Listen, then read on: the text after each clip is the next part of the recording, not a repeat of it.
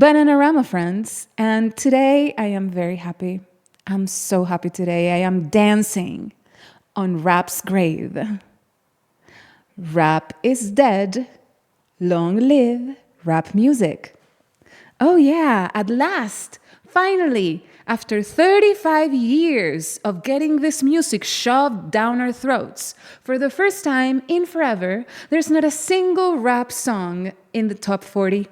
Oh, yeah, top 40 asks, what is rap music? We don't know. We don't care. And I find this exhilarating. Woo!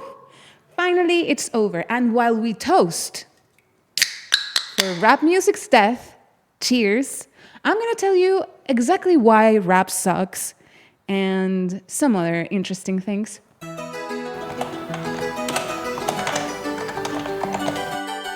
So let me just preface this with, do not shoot the messenger, okay? Don't unleash hatred in my comment section because I am just the messenger. I am just saying what everybody else is thinking out loud. Because everybody hates rap. Nobody likes it. Oh yeah. I'm sorry to burst your bubble, but we don't like rap. We're just agreed to pretend to like it in public because we're not bigots now, are we? But behind closed doors, nobody's listening to Little Skitty Mark. Okay?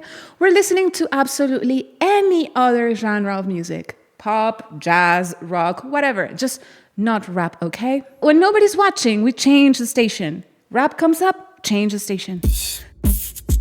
Part 1. Why rap objectively sucks. Here's why rap music is objectively trash, okay? You may be thinking, art isn't the ear of the beholder. Art is subjective. No, okay? There is some objective things we can measure. In the case of music, there are basically 3 components to music: harmony, melody, and rhythm.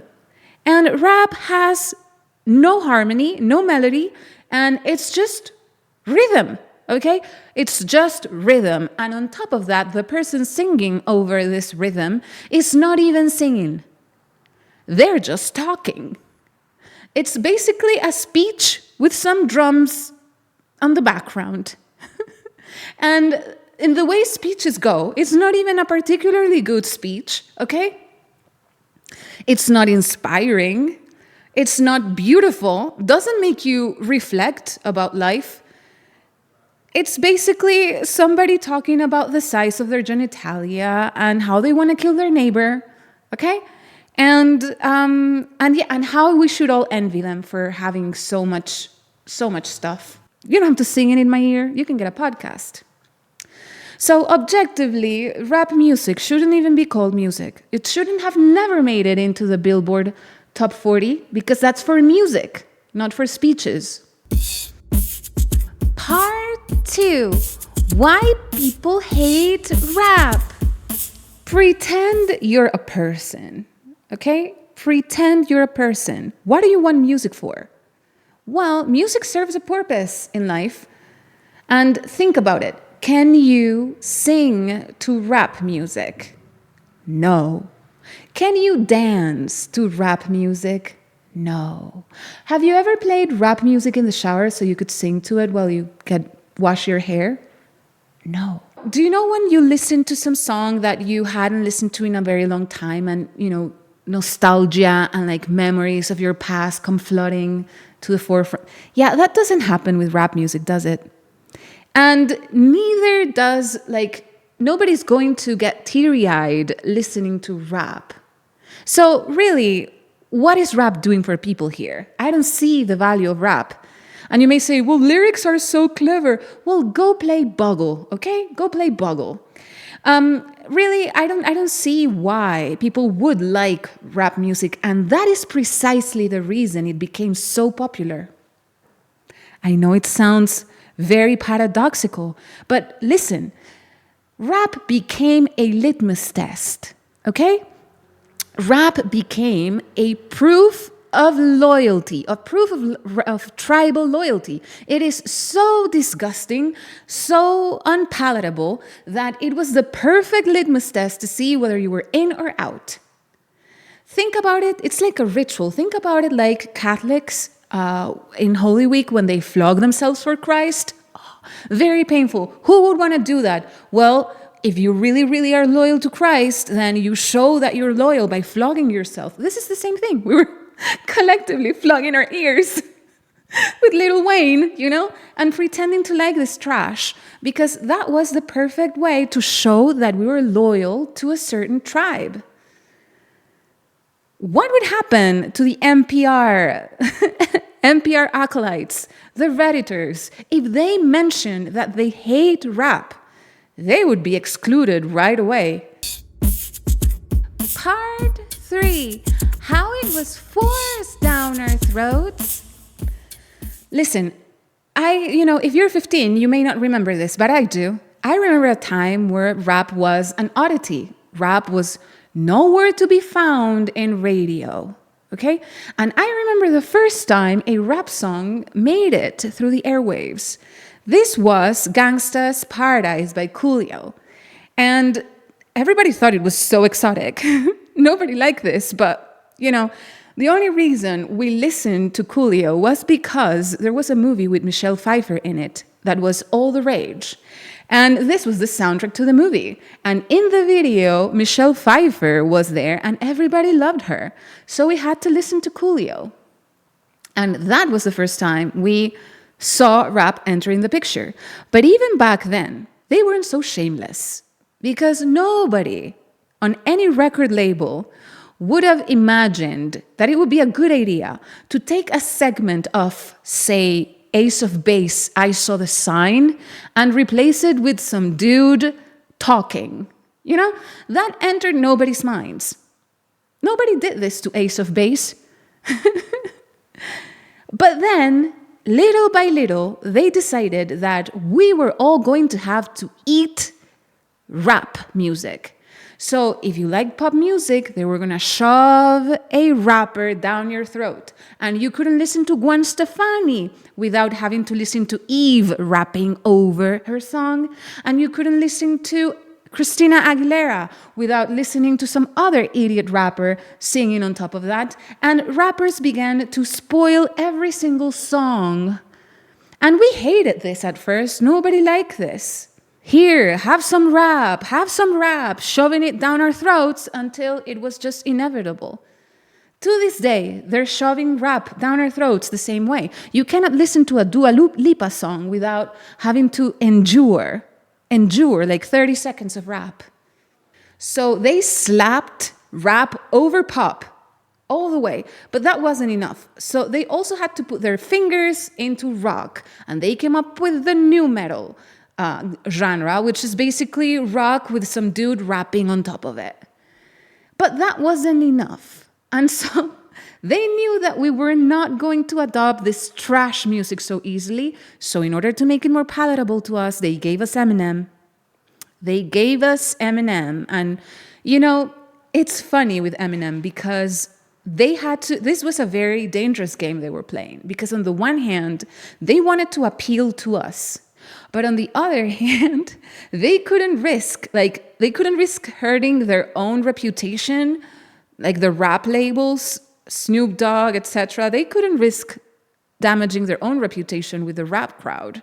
So what did they do? They created this stupid aura of genius child. Eminem was, but he was all right because he was a genius. Nobody had seen a mind such as Eminem's mind for rap in centuries. He could speak like nobody spoke before him on top of beats. And this is how they got the other community to accept this idiot as a poster child for the new forms of rap music. And of course, we then had to have Eminem for breakfast, lunch, and dinner. Yeah, it was a long walk to get us to accept rap music. And then came the worst part, because they weren't happy. Part 4, how rap killed indie music. So So they invaded pop music, they invaded rock music, they invaded every genre. And the last stronghold where rap music was not accepted was the indie scene, okay? We had a really good thing going for us in the indie scene back in the late 90s, early 2000s. We had actual creative music with melody, harmony, and rhythm. Yeah, people singing and doing creative things. And we loved it. I mean, I was a part of the scene and I absolutely love it and remember it so fondly. And they destroyed it. You want to know how they destroyed this? Well, first of all, we had our bands, and these bands depended 100% on their little gigs. They would tour in small joints, and people would flock to see them because there was a very dedicated indie crowd that would go watch these bands live. And they depended on publications to publish reviews of their songs, of their CDs, of their music, so people would know which bands to go watch, right? The most prominent one was called Pitchfork Media. And Pitchfork would do reviews of all these indie bands. And it was great. Everything was in Pitchfork. There were 3 dudes that wrote all the reviews. There were 3 white dudes reviewing everything, right? And then they sold Pitchfork. And the people who bought Pitchfork took these 3 guys out of the writing room and flooded this website with DEI hires, writing to us about hip-hop music. It was creative hip-hop, right? Creative, as creative as you can get with just beats and like a speech. But we didn't care for that. But here's the problem. So Pitchfork had a really good reputation, but then all of a sudden they were reviewing 5 hip-hop records for each indie record they were reviewing. And people stopped reading this magazine. And then all of these magazines started to disappear, and with them, there was no exposure for indie bands. The whole indie thing was co-opted by this mind virus, and it stopped existing. Like people, like the indie scene was basically hipsters, and they were obsessed with craftsmanship. And they were virtuosos of anything, basically. They craft beer. I'm going to craft the best beer. You know, they were very, very much into craftsmanship. And they started to be mocked big time. Like I remember even a website called Stuff White People Like. I don't know if you remember that site, but they would mock. They were like heartless, mocking these people. So nobody wanted to be associated with this movement anymore. And that's how the indie scene got cannibalized by their own people and hip-hop, through hip-hop. Part 5, my final thoughts. Here's my final thoughts on this. You may be thinking this is just a fluke, like just an oddity. Next week, everything will be back to normal. We'll have 30 rap songs in the top 40. But you know what? That would be so naive. Because this is not just an oddity. This is a lamp. This is a signpost for the times to come. This is signaling the end of the rap hegemony. And even if Taylor Swift has hogged 10 spots in the top 40, the fact that there is not a single rap song in there has a lot of meaning. We have already seen entire genres go into the spotlight and fade away. We saw it with rock music. We saw it with jazz. We saw it with blues. You know? And rap is not going to be different, sweetheart. The end of rap is near, and I am so happy because finally, the ode to ugliness, the ode to sloppiness, the ode to mediocrity that is rap will no longer be in sight, and we will be able to rebuild from the ashes music worth listening to. Amen. Now, if you like this video, please subscribe to my channel. I love seeing the numbers grow because I'm new to YouTube, and whenever I see people subscribe, I get my heart happy. And if you don't agree with me, or if you do agree with me, make sure to let me know in the comment section because I love controversy. Whether you hated this or love this, I love it when you post in my comments. And yeah, and I'll see you guys in the next video soon. Meanwhile, by the way, if you want to be let known Like if you want me to tell you when I post something new, because the YouTube algorithm doesn't always show you the videos that you're subscribed to, you can go here and you can enter your email in my emails list. There's a form there where you can enter your email. And, and I will add you manually to my list. And I send out an email when I post something new that I think is worth watching. And that's pretty cool. So anyway, have a good one. Bye.